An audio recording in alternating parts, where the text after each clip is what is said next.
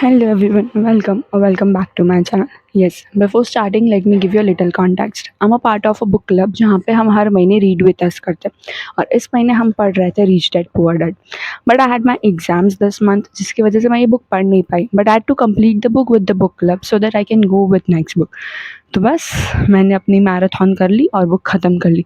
And damn this book is so nice. First of all let me give you a context about what it is. Rich Dad Poor Dad is written by Robert Kiyosaki, who got a chance to learn about financial literacy from two of his fathers. His biological father, who was a very educated man, but he didn't had financial literacy, he didn't had financial knowledge, so he struggled about finances. And then his best friend Mike's dad, जो एक इतना ज़्यादा पढ़े तो नहीं थे but उन्हें financial knowledge बहुत अच्छी थी और उन्होंने उन्हें बहुत कुछ सिखाया है. और इस बुक में उन्होंने वही सारा नॉलेज शेयर किया है जो उन्हें अपने रिच डैड से मिला है. He first of all he emphasise a lot on knowing about financial literacy. वो बार बार इस बारे में बहुत बात करते हैं कि हम सबका फाइनेंशियल नॉलेज बहुत अच्छा होना चाहिए, हमें फाइनेंसेस के बारे में जानना चाहिए क्योंकि हमारी स्कूल्स हमारी एजुकेशन सिस्टम हमें फाइनेंस मैनेज करना नहीं सिखाती. और यहाँ पर कई जगह पर ना दो कॉन्ट्रास्टिंग थॉट्स है अबाउट फाइनेंस रिलेटेड जहाँ पे वो अपनी रिच डैड और पुअर डैड दोनों के थॉट्स रखते हैं और फिर उनके बीच का डिफरेंसेस बताते हैं. I think if you have not read anything in finance या फिर आपने फाइनेंस के बारे में कभी कोई डिस्कशन नहीं किया है, कभी कोई जानकारी नहीं की है, तो as a beginner this book is damn nice.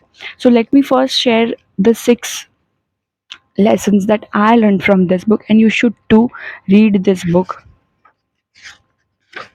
So the first lesson is that rich don't work for money, they make money work for them.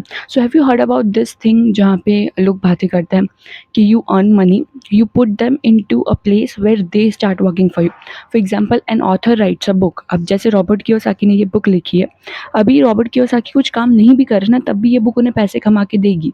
So this is how he made money work for him. So first thing is you need to make money work for you. Second is that it's very easy to earn money. बहुत सारे तरीके हैं पैसे कमाने के.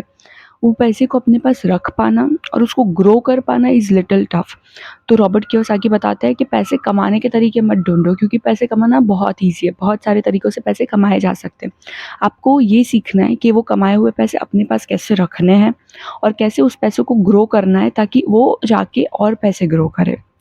The third in where he says that you are definitely need to keep more incomes. मतलब see, let me go into detail of this. He says that कि अगर तुम्हारा एक ही स्किल है और वही स्किल तुम्हें पैसे कमा के दे रहा है कि तुम एक ही इंडस्ट्री में हो, कल को अगर तुम्हें इस इंडस्ट्री से निकाल दिया गया तो तुम्हारी ये स्किल किसी और इंडस्ट्री में कहीं काम नहीं आएगी. तो तुम्हें मल्टीपल स्किल्स लानी पड़ेगी जिससे तुम्हें मल्टीपल साइड इनकम्स मिले. And then the fourth is very talks about how taxes work. To be very honest ये मेरे समझ नहीं आया, मुझे नहीं समझ में आया all that he explained over here. I need to go to someone who knows this and then learn this. So if you know that you can tell me in the comment section. And then 5 he says that rich invests money. एंड उन्होंने एक बहुत प्यारा सा example दिया था where he says that कि when market low was down or when things are, for example, it's just an example, you are not supposed to take it into any other way.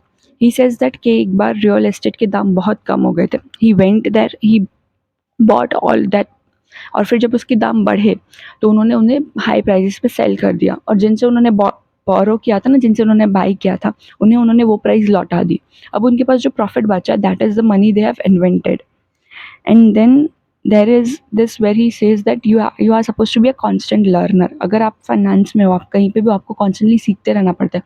लोग डरते क्यों है fail होने से, because उन्हें ऐसा लगता है कि उनका पैसा डूब जाएगा. बट जो रीच है ना, वो कभी पैसा बचाने के लिए या पैसा बढ़ाने के लिए नहीं इन्वेस्ट करते, वो सीखने के लिए इन्वेस्ट करते. अगर उनकी एक पॉलिसी, एक म्यूचुअल फंड नहीं चला तो वहाँ से उन्हें सीखने मिलेगा कि यहाँ पे गलत क्या है.